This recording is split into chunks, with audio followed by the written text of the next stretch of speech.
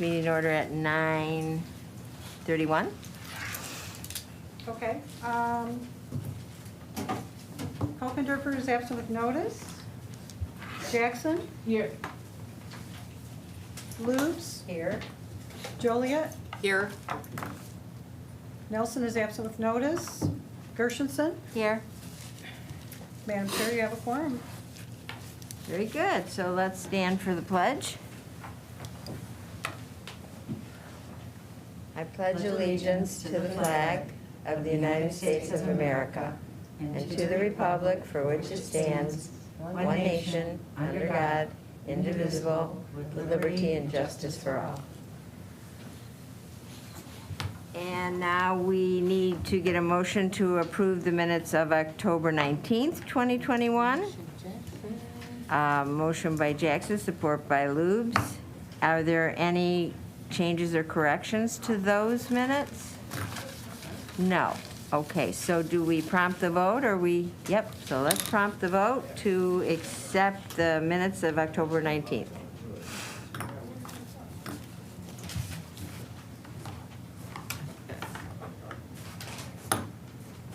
Madam Chair, you have 4 yeas, 0 nays. Thank you. And now we will move on to our minutes, approval of our agenda for today. And we need a motion to approve the agenda. Commissioner Joliet, support by Commissioner Lubes. And I would like to move item I, since we have guests that are going to address it, I'm sure, to under A, so between A and B, after A. Do I need a motion for that, Pam, or? It can be as part of the main motion as amended. Okay, so let's get approval of the agenda as amended. Commissioner Jackson, support by Lubes. Okay, agenda is approved. And now we will move into public comment. We'll prompt the vote on that. I'm sorry? We'll prompt the vote. Oh, yeah, on that. sorry, prompt the vote.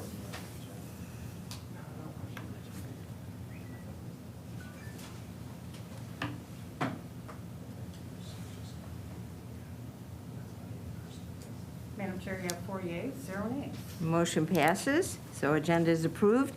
And now we will move into our favorite part of the meeting, public comment.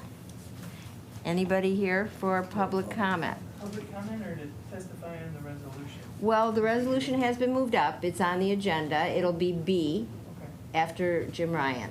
Do you want them to speak to the resolution? I would think so, but it's their call. They're welcome to speak a public comment if they'd like. Resolution's fine. Thank you, Okay, Martha. thank you.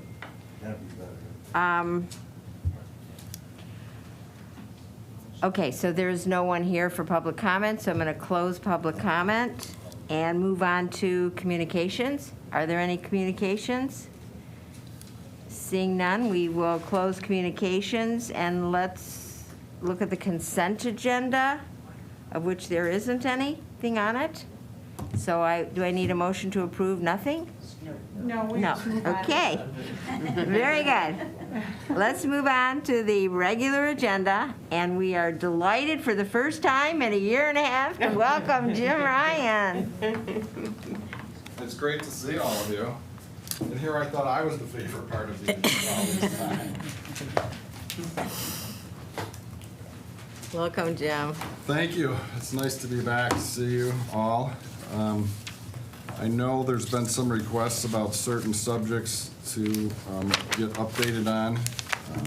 I'll do my best to cover this, and hopefully it's answer some of the questions that you have.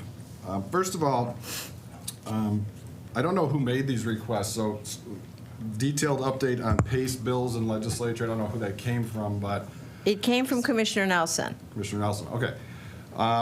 So I'm not going to assume that everyone knows what this stuff does. Good. So if it's okay, I'll start from the beginning and walk through it. Very, very good. This PACE has been around for a long time in Michigan. And what it is it's wraparound services for elderly. And those services are typically provided in the state of Michigan by the various health systems. Most prominently, obviously, in southeast Michigan.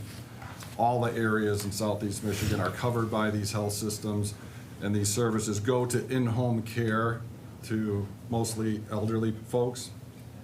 There was an attempt a few years ago for a Colorado company wanted to come in and begin to offer services to compete, I guess, with the incumbent health systems. And it really hasn't gone anywhere because the incumbents here that have been here argue that we're servicing everybody currently. Yes, there are a few areas, pockets in the state where these services are not provided because of they're in the middle of nowhere and it's just they're not available to them. And the Colorado company was saying, well, we would like to go to those areas and then maybe eventually compete in southeast Michigan. And the conversations never really went anywhere. This year, a bill was introduced by Senator Vanderwall in the Senate Bill 203. And what that bill was introduced back in March. It actually went to his committee. He's the chair of the Health Committee in the Senate. It hasn't moved. It hasn't had a hearing. So it kind of indicates that he may have just done it to do it. But as of right now, it doesn't seem to be having any traction. Again, the incumbent healthcare systems in Michigan are arguing that they should have the first right of refusal if we're going to expand this program, not a company out of Colorado. So far, that argument is winning the day, and the bill is not moving. I mean, if the chair of the committee introduces his own bill and doesn't even move it, I mean, that tells you something, obviously. So that's basically, I'm sorry, the name of this is In of Age. In of Age is the Colorado company that I was referring to. If that's important to anyone, I don't know that it is. So that's what I have on PACE. If you have any questions, I'm happy to try to answer them. But I don't see, part of the problem here is, and you guys are as aware of this as anybody, the Redistricting Commission is getting very close to coming out with their new lines.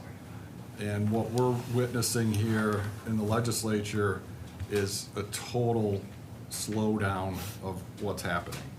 Because everybody's looking on the left to right, who am I running against? You know, was my Senate, House members like, what Senate seat can I run for? So I would predict that next year things aren't gonna move very quickly because these people want to get home, figure out what their new district is, start campaigning. And in a typical election year, we don't do much, as you know, in Lansing. And the redistricting is going to exacerbate that. So they will return and they'll have to do the budget before they go home. But I think they're going to try to jam through a budget as quickly as they can and then be gone. So a bill such as this, a major policy initiative, moving under those circumstances just really is unlikely. Okay, thank you, Jim. Does anybody have any questions for Jim on this one? So Jim, you know, I think part of the confusion is that there's that Energy PACE, you know, that group? I know of them. Okay, well, it's a statewide group to promote sustainable energy. And then we had a PACE at Oakland County. I don't know if we still do, but it was under the health department. We had a PACE department. I'm sure you do. Penny, do you know about it? It was a substance abuse program, but it's been incorporated into community mental health or Oakland. Okay, I wondered, because it used to be on Elizabeth Lake Road, and I haven't seen it, Right. so it's been incorporated. So there was some confusion about, you know, which is this PACE, and I see. so, okay, well, that's great. So let's move on to two. There was another question, how is housing money being used in the state? I'm not really sure what they're trying to get at from that question, but recently the big announcement that has been made with respect to housing actually came from the governor's office just a couple weeks ago. She put forth an initiative investing in the Housing and Community Development Fund. It's a brand new initiative that she's taking the lead on. It's a $100 million investment in the Housing and Community Development Fund to be provided to the Michigan State Housing Development Authority, MISHDA, right? And so does that relate to affordable housing? Yes. Okay. It's the specific projects funded by this investment could include, one, rental housing financing, which would provide gap financing to developers to increase the number of moderate, low, and very low-income projects. Two, the homeowner rehabilitation aid. It's to write down interest rates to eligible homeowners. And the third specific project for this fund is increased home ownership, providing rehabilitation grants to qualified individuals. So, Will you give us your comments? Will you, because this would be critical for Commissioner Cavell, who I think was here. Oh, there he is. Did you hear this? Yeah. Okay, very good. So. I can forward you the email. It's Governor, I just brought along with me the governor's announcement, the press release. I can send that to you for sure. Yeah, I mean, we do know about it, but I think it's always good to see it in writing, for Okay. sure. Yeah. Happy to do that. I don't know if that answers the question, is how, I don't know who Well, asked that question. Does anybody have any other questions they want to know about housing money? Okay. Okay, thank you. So welcome. let's move on to the next. ARPA funds. ARPA funds for counties are, you should already know what your number is. We do. Yeah. and Yeah. It kind of, they use the same formula as revenue sharing. In terms of answering the question about leveraging the ARPA funds, your number is set. However, I think you all know that there's a number of supplemental bills under consideration in the legislature. The governor would like to see in the first of these supplementals a significant amount of funds for water quality infrastructure. But in terms of leveraging ARPA funds, what we have to do is, we need our delegation in the House and the Senate to put language in a supplemental for a project. I mean, these are $9.4 billion of funds coming here. A lot has been set aside for education. A lot of it, the governor wants early on the water fund, but there's still lots more out there. So each member of the legislature is going to the Appropriations Committee with their list of projects that they would like the supplemental ARPA dollars to be funded. And the most effective way to leverage Oakland County would be to bring our delegation together and maybe create a list of their top 10 asks, right?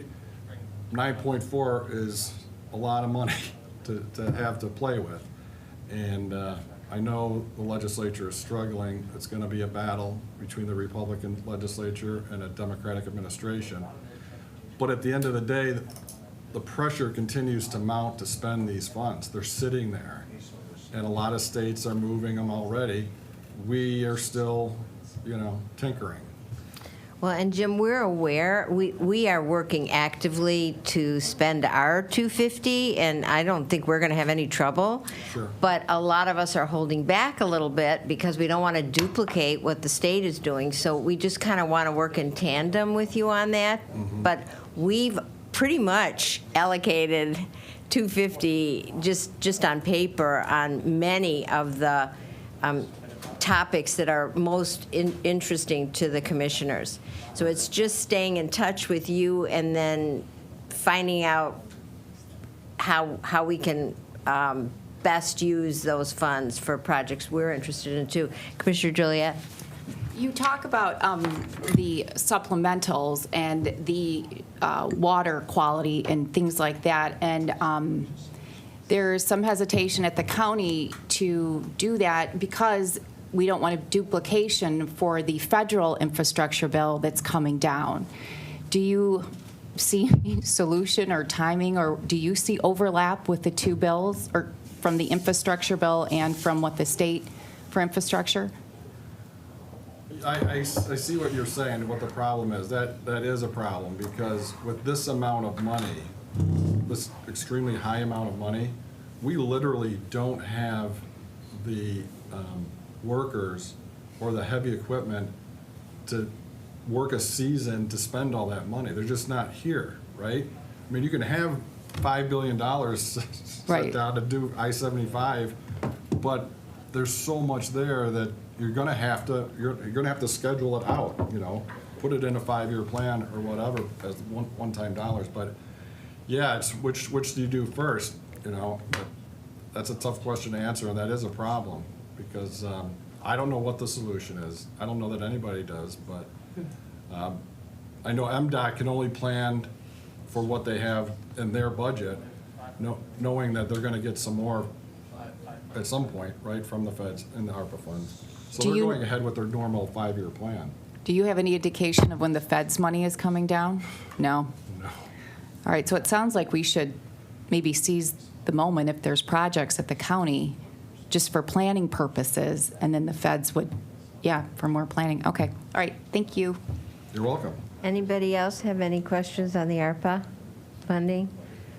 Okay, because we'll be ready to go by January with some of our projects, but we just thought we would connect with you to see if you had any other updates. Are you good, Commissioner Cavell? Did you want to? Am I allowed to ask questions? Well, if you ask really nicely.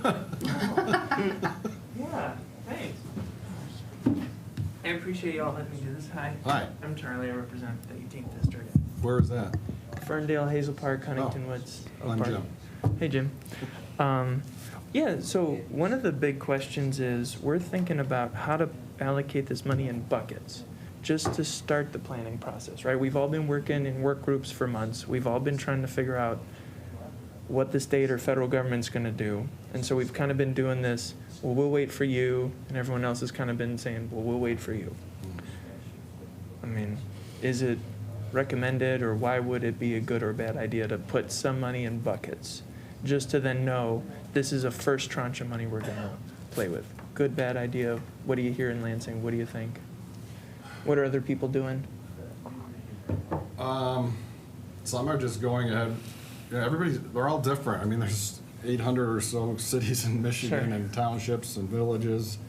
You know, what we've done in the past is, Commissioner Gershenson, you know, we usually get the delegation of the commission and the legislative delegation together at the beginning of a year and put together our legislative priorities. We didn't do that last year. We all know why. But, yeah, planning and creating these buckets in the event that the money comes is a great idea. I mean, Okay. that way you'll be able to spend it as soon as you get it. Okay. But, you know, as you know, this is all politics. This infrastructure bill in Congress is all about politics, and the same here in Lansing. And who wants to go first is just anybody's guess. I'd just be guessing if I could give you the answer to that. Can I ask one more? Okay, one more, but that, yeah. Yep, last one. How much are other communities like holding back? Because I know we've talked to like the administration and all that of saying, you know, hey, if we got $240 million and we make a plan for $240 million, well, then we got 4 years of not having all that money. So are other communities saying hold 10% back, or spend 80%, or put buckets of 50%? Anyone give me best practices on that? You know, I really don't know what other communities, Okay. I'm sorry. No, that's I don't fair. know what they're doing. I appreciate that. Okay, that's good. Thank you, Marsha, and everyone. No problem, Charlie. And is there anything else on here that Yes. you did the pace? There was one other thing. There was a question about some of the things that I'm Yep. working on currently, specifically. Dave Woodward has asked me to find a bill sponsor to expand the number of road commissioners from the current 3 to 5. So the best way to go about this under this administration is the governor really wants the opportunity when she signs a bill for it to be bipartisan. So a lot of times we'll take a single issue bill such as this and break it into two, so there could be a Democrat and a Republican lead sponsor. That increases our odds of, when it gets to her desk, of her signing it. So the chairman and I met recently to identify a sponsor. We do have a meeting upcoming with Woodward, Spiz, and myself to kind of pick who might be the best bill sponsors for this. So that's one thing. Another thing is he's interested in making another run at the Oakland County Breakfast Program that we did, now it's 2 years ago, if you recall, I'm sure you do. I saw Kyle the other night, he's ready to get up and get working on that. That's from United Way, just so everybody knows. Yes, correct, I'm sorry. And then thirdly, there's a bill currently to expand county commissioners' terms to 4 years. That bill is going to hopefully be voted on the House floor, maybe this week, probably next week. And I've been asked to support that, so I have been. And those are the three. And is that 2024 implementation? If that does pass? Residential, yes, correct, yes. Okay. All right. Anything else anybody have on their minds that they want to ask Mr. Ryan? I have one quick question. You talked about the road commission. Do you know if they got funding, ARPA funding? The Oakland County Road Commission? Yeah, or any of the road commissions. I know the CARES money that went through, they did not get any. They did not? No. It's a good question, so just find out for us. I don't know. Yeah. Okay, honestly. yeah, if you can just I find, mean, I'm we could curious. just also, Dennis Kolar, we could ask Dennis Kolar too, but yeah, we'd like to know. 'Cause- But wouldn't the money come to you and then you have to give it to the road commission? Well, I know that's how it works with water resources. But the but I'm road not commission, sure about It does road. not fall under Yeah, our Yeah, jurisdiction. that's a good question. I Okay. don't know the answer. so we'll Okay. find out. Yeah, if you can, find out. Yeah, That's a Dennis good would one. be a good resource. And then, Jim, the two items that are on the agenda today, one is support of protecting seniors through Immunization Act of 2021. Commissioner Jackson, do you have anything you'd like to ask Jim about that? Well, just other than the level of support in Lansing. For which one? I don't. You know what, it's we might, Agenda item H. he may not have it. Support of protecting seniors through the Immunization Act of 2021 to allow immunizations of all kinds to be cared for under Medicaid. To be covered. It's not? Not at this point, you know. And So what do you have- shingles vaccines, certain vaccines are not. Okay. And And this is a resolution that you passed? Yeah, but no, it's this- it's a we're urging federal, support for it. it's a federal bill that we're doing a non-binding today. Okay. And I'm sorry, what are you asking me? Well, just if you've heard anything about this at the state level. No, but I can track it down. Yeah, we'll put it on your radar. All right. And then the other one was the amending the no-fault auto insurance reform. Yeah. That's a biggie, and if you ask my opinion, it ain't gonna happen anytime soon. For the same reason we talked about is, they're just not gonna tackle that kind of an issue with, 12 months to go. It's funny, But that's part of There's a lot why, of bantering around about it, people are still saying it didn't work the way it was supposed to, and we need to fix it. But I don't think there's an appetite right now on the part of the legislature to do that. well, and this is just a great example of how dysfunctional the two terms is, because you work for a year and then you run for the second year, nothing is done, and You're preaching to the choir. yeah, yeah, absolutely. Well, thank you, Jim. I have a question. Commissioner Jackson? Thank you, Chair. What have you heard about the Shirky bill in regards to privatization of mental health, community mental health? That's a real problem. I would guess, there's a lot of interested parties, many interest groups involved in this, the vast majority of which oppose what he's trying to do. The vast majority? Yeah, including the Probate Judges Association and others.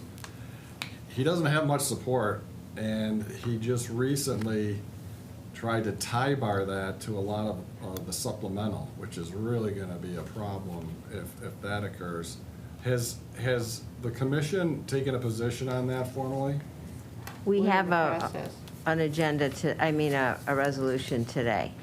To oppose? Yes? And we have speakers on it when it comes up. The resolution would be to oppose the bill? Yes. Auto reform. Oh, we're talking. Well, that's auto reform? Yeah, this Oh, we're talking about the The Shirky. Shirky bill on mental Yeah. health. Yeah, No, that one we we- have an upcoming resolution, bipartisan support.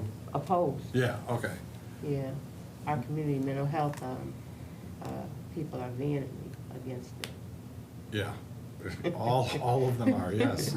Okay. And the clerk, well, when you pass that, the clerk sends me the resolution, then I turn it into the committee. So, yeah. Okay, but it's time for us to bring forth our resolution as soon as possible, right? I would, We're working on it. yeah.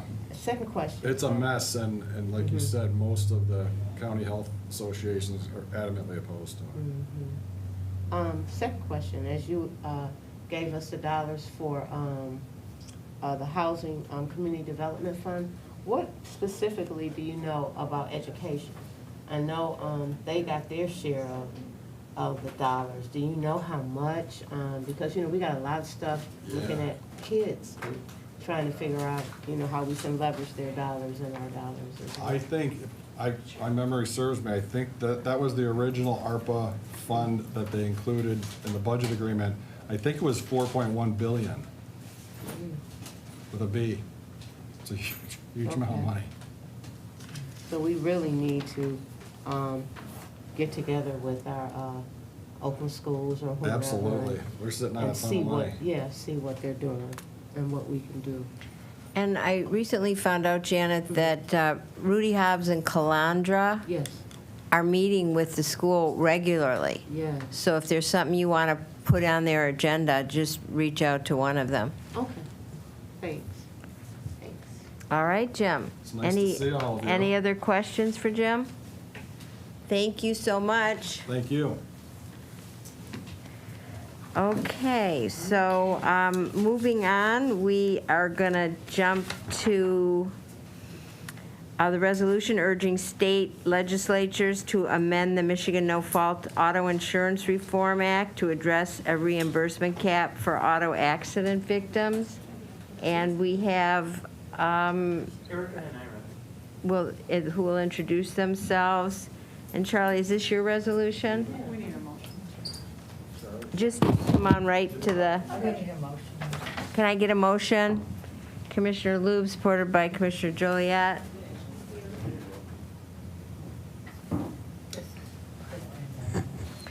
This is Kristen's. Thank you and welcome. Oh, nope. Sorry. Okay. And want to introduce yourself to the group? Hi, sure. Thank you for having me. My name's Erica Colston. I am a resident of and a small business owner in Oakland County. In 2001, I was in a car accident and sustained a cervical spinal cord injury when I was 23 years old. I've lived as a quadriplegic that uses a wheelchair as a result of this accident for 20 years. In that time, I've accomplished many things. I was a winner of the Oakland County Elite 40 Under 40 in 2013.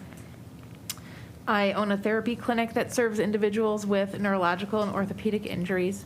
I own a home here in Oakland County, and I have a 7-year-old son. I've spoken many times to audiences over the years about my circumstances and experience with auto no fault and the profound impact that the system has had on individuals like myself, including Oakland County Commissioners board and committee hearings supporting a 2011 resolution for transparency of the Michigan Catastrophic Claims Association and a 2013 resolution in favor of preserving our auto no-fault system. Both those resolutions were passed and endorsed by the then Oakland County Executive Al Brooks Patterson.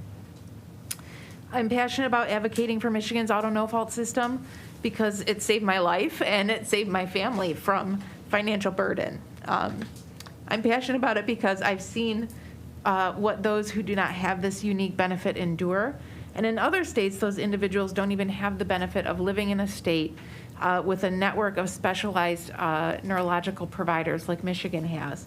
In most other states, home care agencies don't have specific spinal cord injury or brain injury training. Therapy centers or residential programs do not specialize in complex, comprehensive injuries like mine. And that often leaves individuals at risk for injury, illness, or death.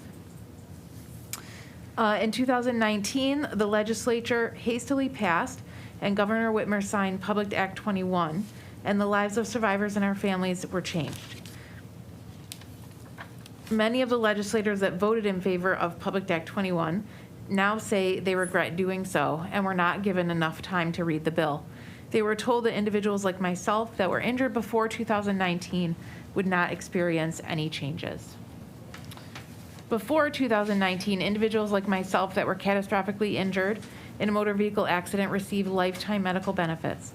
The new law that went into effect in 2019 was carefully worded to not change that. However, what the law did instead was provide mechanisms within the insurance company's processes to deny benefits to survivors, reduce or not pay providers a fair reimbursement.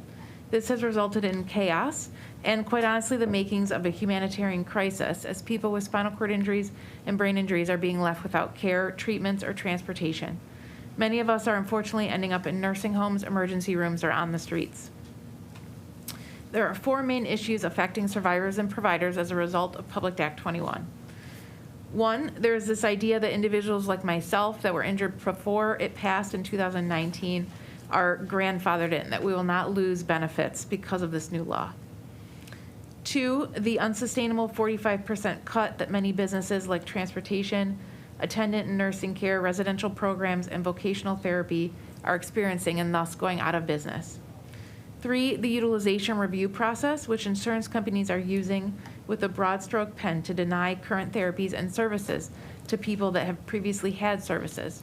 Survivors and businesses alike are being devastated. 4, Medicare-based providers are not receiving the 200% of Medicare as we were told.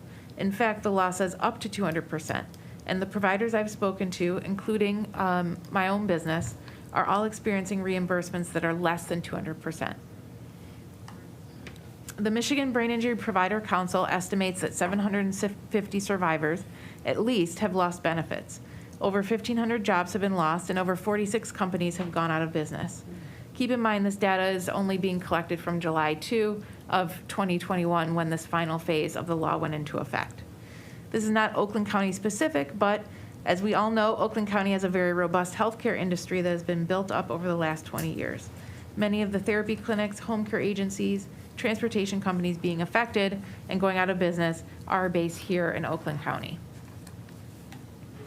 You may have seen the dozens of media stories on TV, radio, and in the newspapers covering the survivors that are losing care and the businesses that are closing their doors. Chad Livengood from Cranes and Tracy Samilton from Michigan Radio have done really quality, in-depth pieces.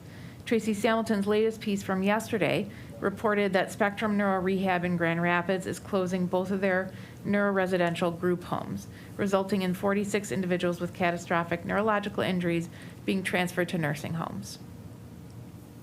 Unfortunately, the leadership in Lansing is refusing to hear any of the bills that have been proposed, offering narrow fixes to address some of these issues.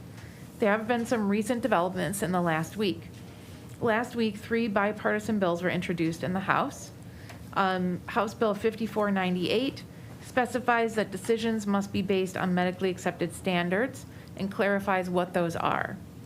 House Bill 5499 allows for 56 hours per week per family member for attendant care, and House Bill 5500 clarifies which items the 45% applies to. Just yesterday, Governor Whitmer called on the MCCA to refund Michigan drivers $5 billion in surplus from the Michigan Catastrophic Claims Fund. Many in our community are outraged that she would call for such an action, while hundreds are struggling to have basic care needs paid for from this very fund, a fund that exists only to pay for the care that we need. I'm a lifelong Oakland County resident. I've always been proud of how our county will wield the power it holds to stand up for what it knows is right and what it believes serves the residents of Oakland County. Prior to 2019, I had a sense of security that my care needs would be taken care of for my lifetime.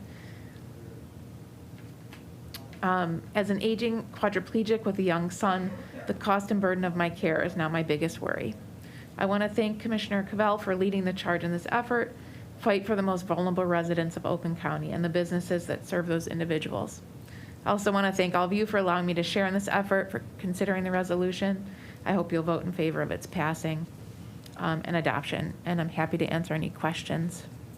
Thank you so much. We appreciate all you've done over the years to help move this issue forward and to keep it on our plates. Do any commissioners have any questions? Okay, well, we want to thank you for taking the time to address us, and it's always great for us to hear the personal story, and you've certainly been a champion for this issue and for all those people that you represent, but really for all of us, just to keep us all aware of this issue. Thank you. I appreciate that, and I know that this is a state legislative issue at the core, but you know, as I've always said, and as you've experienced, Oakland County has a lot of power, and what it says matters. And I really do believe that having county government and local government voice their opposition to what's happening is an important step in pushing the legislature to actually do something. So I appreciate you considering it. And we just heard from our lobbyists that they actually do take these non-binding resolutions and see that they are distributed. So that's comforting for many of us who are not huge supporters of non-binding resolutions. This one certainly is important. Thank you. So with that, Pam will prompt the vote to support urging state legislature to amend the Michigan No-Fault Auto Insurance Reform Act to address a reimbursement cap for auto accident victims. So let's vote on that.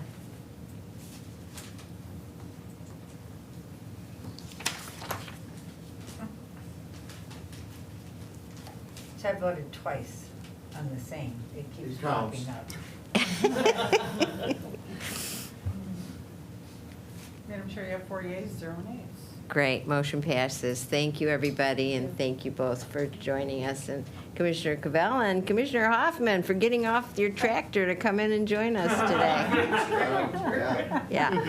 Okay, so we are going to move on, and we have April Lynch joining us for the next item, collective bargaining agreement, fiscal years 2022, 23, 24, 25, collective bargaining agreement for employees represented by AFSCME, Council 25, Local 2437, representing Circuit Court, Family, and Family Court employees. Welcome, April.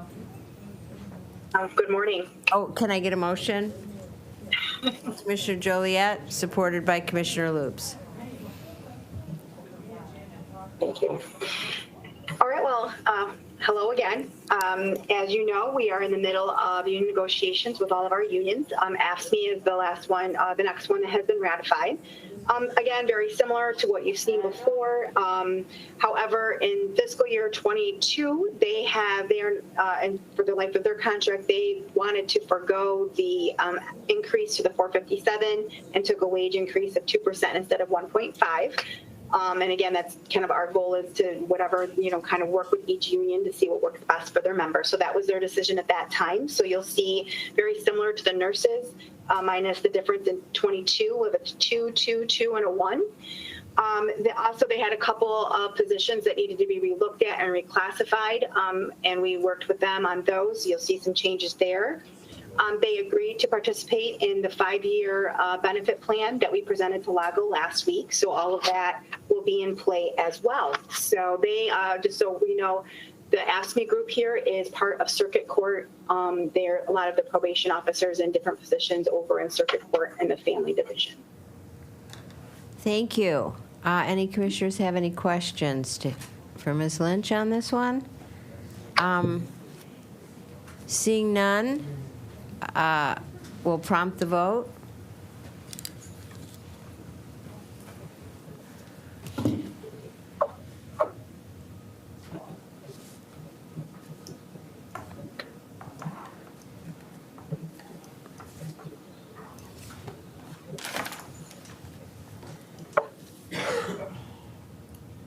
Madam Chair, we have 4 yeas, 0 nays.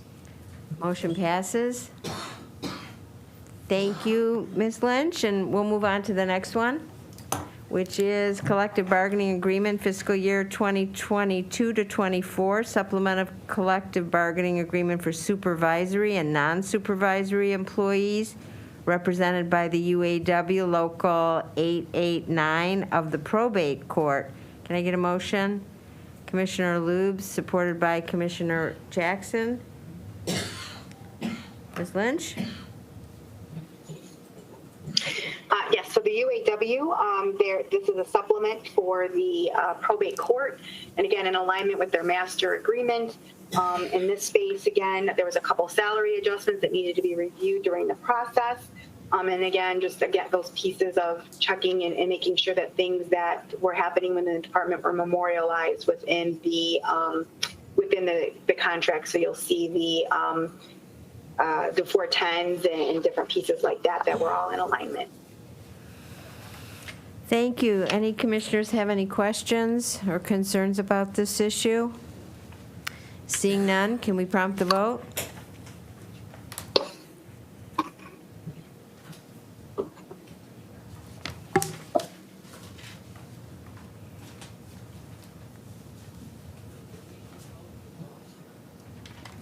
Madam Chair, you have 4 yeas, 0 nays. Motion passes. Thank you very much for joining us. We will now move on to a sponsorship or donation. Oh, okay. Sponsorship or donation of property in Rose Township, and I'd like to welcome Ms. Prouse. And we have a motion by Commissioner Lubes, support by Commissioner Joliet. Good morning, Ms. Prouse. Good morning. Thank you for having me this morning. This is, as you mentioned, a donation of property in Rose Township. It's 32 acres. The property, there's a map in your packets. The property sits kind of right between Highland Oaks and Rose Oaks County Parks. So this is an area that we have been kind of keeping our eye on for a very long time because there's some potential future trail connectivity opportunities out there, and just the green infrastructure connectivity has been a priority for the commission. So we've actually been talking to these property owners for several years. They are at a point where they're ready to donate the property. They have been fantastic stewards of the property, and it really is in really nice condition. You know, not a lot of invasive species, just really well maintained and taken care of. It looks out over the Michigan Nature Association's Big Valley Sanctuary, which again is another just beautiful piece of property. So we're kind of helping connect and preserve all of these properties in that area. The really nice thing about this donation is that the young family that's donating it also is donating $15,000 in cash, which covered almost all of our due diligence. So our phase 1 environmental assessment, our title work, and all of that stuff was pretty much covered by that cash donation, which was very kind of them. And the commissioner, I know the Parks Commission appreciated that very much. So our goal for this piece of property will just be to maintain it in its natural state. There will be a conservation easement on the property that will essentially limit what we can do with it, but the Parks Commission is fine with that because this is not a piece of property that we would want to develop. So it will be for pedestrian access only. So we will build a trail loop on it and maintain the natural resources, which we estimated about maybe $10,000 to $15,000 a year in maintenance. But otherwise it will just kind of serve as a perpetually protected piece of property in a really unique area of Oakland County. Sounds amazing. And do any commissioners have any questions or comments? I'd like to know if the Parks Board, are you doing anything to honor this unbelievable donation? And especially when you said it was a young family, that kind of surprised me. That's exciting. That's actually, sorry, that was a little confusing the way I said that. That's actually their last name, Jung. Oh. I was thinking, wait a minute, a young family. Thank you for clarifying that. Nonetheless. Yeah, we did present. They weren't able to come to the Parks Commission meeting when we passed this, but we did put up on the screen. We made them a really beautiful plaque thanking them for their donation with a picture from the property that I'm going to hand over to them at the closing, which is scheduled for early December. And we've talked about as we build that trail loop on the property, we will probably use something from the young family, whether it's their name or some way to kind of honor them with the naming of the trails out there. So that's kind of how we were planning to recognize them. Great. Thank you so much. So we will prompt the vote on this issue. For donation of property in Rose Township. That's Commissioner Hoffman's district, I believe.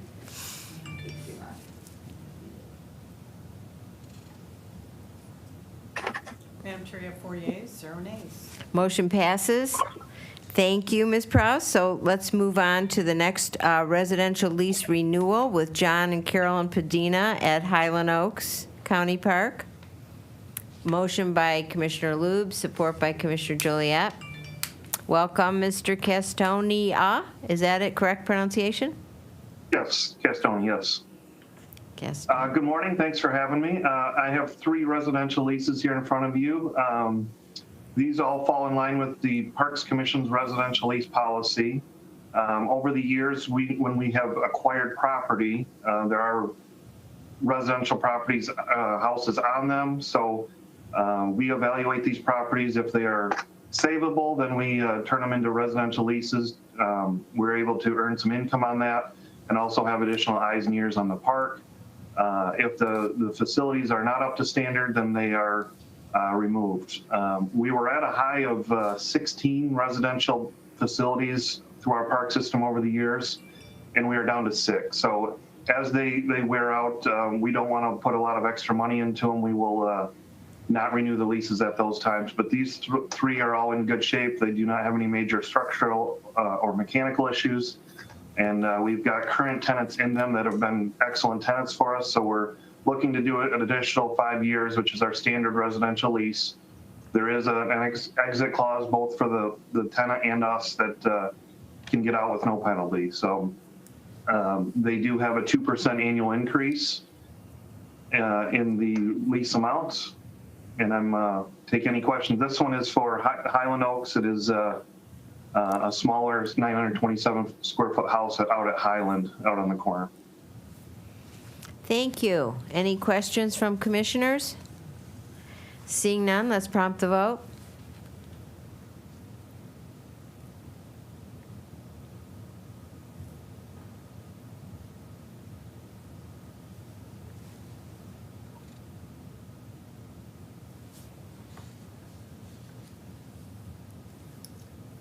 Madam Chair, you have 4 yeas, 0 nays. Motion passes. Thank you. And let's move on to the second lease renewal with Brad Lowe at Waterford Oaks. Yes, Brad Lowe is a long time, over 30-year part-time employee for us. He has been in this house for 5 years, and this will be a renewal for him. He's a great tenant, and he heads up our campground recreation out at Addison Oaks. And this is, again, a 5-year lease with 2% increases. Is this your district, Commissioner Joliet? Yes, Waterford Oaks is, yeah. Okay, so. Oh, go ahead. I've never noticed a house at Waterford Oaks. So if you're familiar with where our administrative offices are, Right. There's actually 2 houses to the north between us and the church on the corner. Okay. There's 2. This house actually was, I believe, the parsonage for the church way back in the day. But when the parks acquired some of the property, this house was one of them. So. Okay, I'll keep an eye out for it next time. Thank you. Any other questions? Oh, I did not get a motion. Motion by Commissioner Joliet, support by Commissioner Lubes. Can we prompt the vote on this?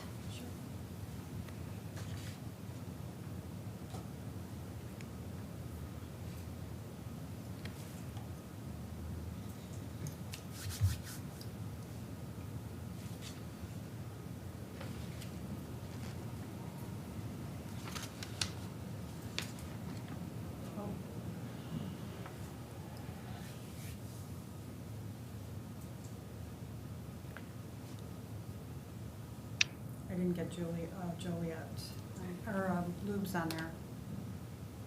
I voted twice, this will be my 3rd time. Sorry about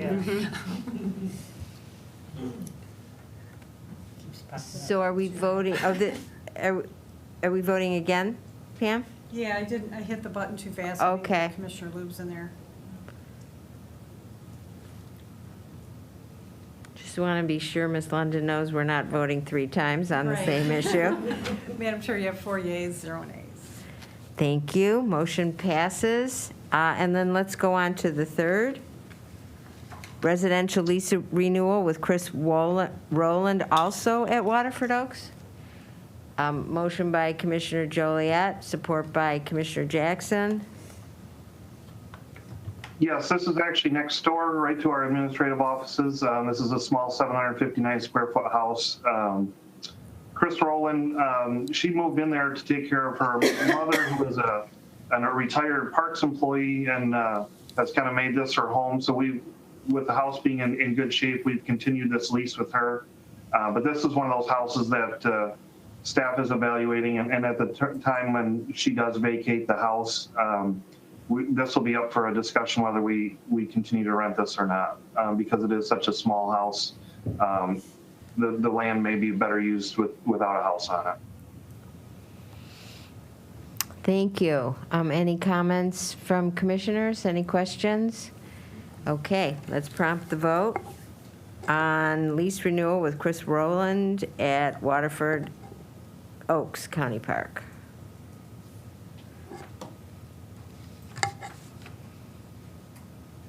Madam Chair, you have 4 yeas, 0 nays.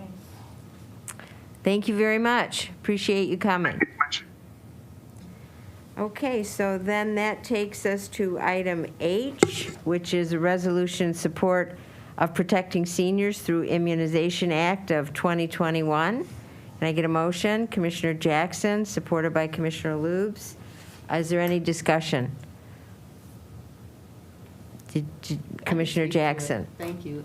Just shortly, in lieu of Commissioner Nelson not being here, this resolution in support of the Immunization Act of 2021 is to call for our support to protect or support this resolution that helps seniors with financial responsibilities for immunizations. Currently, some vaccines against flu and pneumonia are available with no additional out-of-pocket costs, but other vaccines, like the shingles vaccine, require significant additional spending, which contributes to lower vaccination rates for the elderly, disabled, and chronically ill people.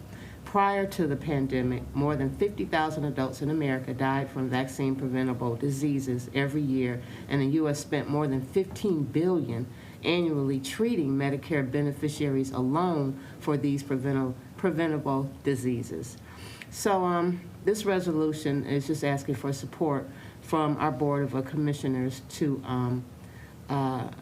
for the Protecting Seniors Through Immunization Act. Is that a federal bill, Commissioner? Is that Pardon me, a I'm sorry. federal? Federal, yes, it's a federal It's a federal bill, bill. bipartisan bill, sponsored by 2 Republicans and 2 Democrats. I don't have their names, I'm sorry. And it was introduced in the U.S. Senate in March. Okay, does anybody have any questions? Commissioner Joliet? I don't have a question, I just have a comment. I'm all for being proactive as opposed to reactive, and just looking at the amount that's spent to be reactive, it would make sense to fund this, so I'm in support of it. Great. Are there any other comments? I know at during the last discussion, I mentioned that our health department does also offer some vaccines for a reduced rate, but I was also informed that that rate is still high. Mm-hmm. It isn't as high as if you were going to a private doctor, but it is still high. Mm-hmm. So are there any other comments or questions? Okay, so we will prompt the vote on this resolution supporting the Protection of Seniors Through Immunization Act of 2021. Madam Chair, you have 4 yeas, 0 nays. Motion passes. That will take us down to our second public comment. Is there anyone in the audience that would like to address the commissioners? Welcome. We have a low battery here, just FYI.